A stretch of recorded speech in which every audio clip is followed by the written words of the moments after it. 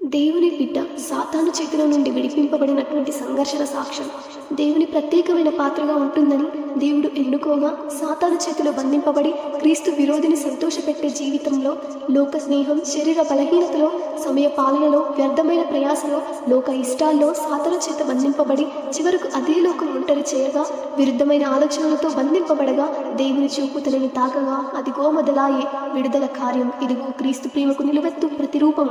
సాతానుకి సవాలు విసిరే దేవుని గెలిపించే యోధురాలుగాను, ప్రార్థన పరిచారకురాలిగాను, దేవుని దర్శనంలో భాగంగా క్రీస్తు ప్రణాళిక చొప్పున పరిశుద్ధాత్మతో క్రీస్తుని ప్రకటిస్తూ ఉన్నతమైన దేవుని గొప్ప ప్రణాళికకు పిలువబడిన మెరుగైన జీవితాన్ని కొనసాగించింది. ఇది ఆశ్చర్యం, అద్భుతం. క్రీస్తు ప్రేమకు సాతాను ఘర్షణకు మధ్య పోరాటంలో గెలిచిన దేవుని హస్తబలం.